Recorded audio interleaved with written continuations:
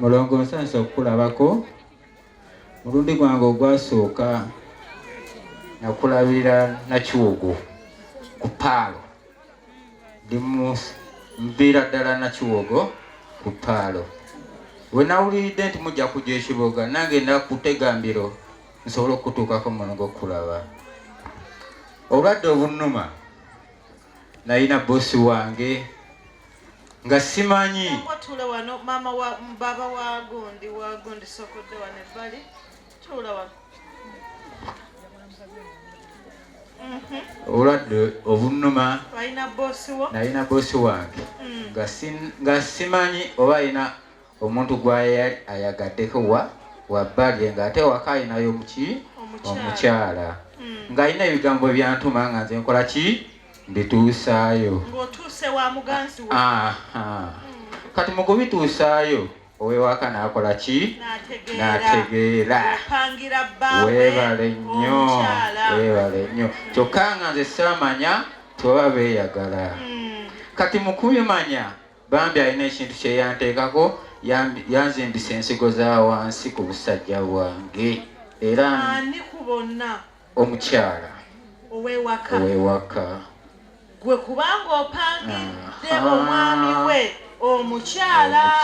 kati obukwakwa bw'omukyala oyo gwe bw'ovaawo n'otamupangira tayinza kutuma mulala wangi oli yali bosi wange ngawo mulongo ngawo anti gwe ne bwakubonereza bosi wajja kutuma omuntu omulala amukwanira omuki ensiko yandizizimbizza bawe nagasobola kgenda kulaba baki engeri yonna olina osobola okundagako mpola tusobola okufuna ebifaananyi batunabifunira kisoboka mulongo nga tenayo tuli naye waneeno musobola kyenga sokoleke teweeyambu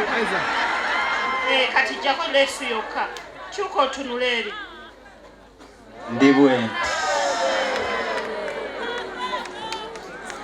ndi bwenti nga ye mundaba nange saamanya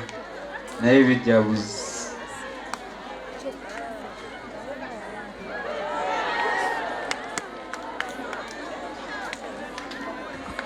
naye mwanyina aze ge twazaalibwa nze mukulu we etambudde naye mu malwaliro amazungu bagamba bati balamusizza nnyo bawuliriza bannaffe aba Star FM mpitibwa Nalumansi Winifred mulongo ntambudde tambuza muganda wange okuva mu mwezi ogw'Ekumi-2016 paka olwaleero nasooka mu grade B Entebbe nensinkana Dokita nansindika mu CT scan nansindika mu sikaani ne tukuba ebifaananyi byonna nansindika buli wamu ne ngenda ne Naggulu Mulongo naye ne tubulwa obulwadde basooka ne batugamba nti erabika Mpanama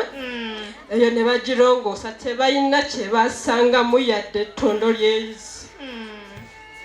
ne bamusalako akanyama ne tukatwala Emmengo nga bagamba oba kansa Mulongo tebaazuula yadde akawuka yadde ekintu kyonna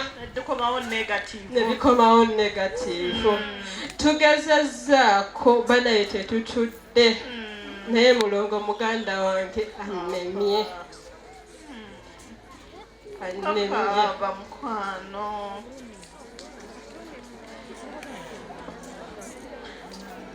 Okyali ku Star TV program Kooti y'Amaka omulongo babiri Sarah gemannya gange nyongera babuuzaako nyongera bebaza emirimu gyonna bw'oba obisomye busomi ku radio ali ewaka n'agamba nedda ebbaluwa teriiyo naye kaakati bw'omulabako kye nabagambye nga tutandika nti oyisa emikono mu maaso n'ogamba nti alhamdulillah ate kyolabye ne kyoba owulidde nga tekijjanga wuwe ogamba nga Mungu ekyo twala ludda wa ne ŋŋamba mikwano gyange abeekubagiza olw'ebizibu by'ensi nti ebizibu bisiŋŋana abaana ob'omusajja bakulekedde mu nnyumba kasita mulina we mwebaka todduka kujjako gamba mulongo omusajja ndese mu nnyumba abaana mbakole nti abaana balamu waliwo munno gwe balekedde ali ku okisigeni nga bamwegaanidde mulago waliwo munno nga n'omulambo baguzize ku kika bagugambye genda ogutwala ewalala si gwa wano abakyala mulekeraawo kaabakaabanga obuzibu obutaliimu ng'olina emikono n'eki ebyana tebisoma naye biramu biguluba ku kyalo naffe twaguluba omusajja omukazi amututta amutwale owuwo sigo basoose okukola ki muletenga ebizibu ebirimu amaanyi waliwo olumbe gwe lukubyawo mumunsitulire mumundeetere tonedda sayidi awo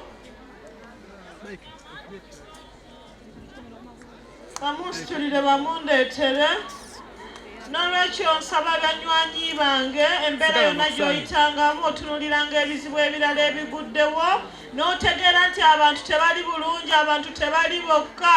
abantu babonyebonye mu bulamu bw'ensi eno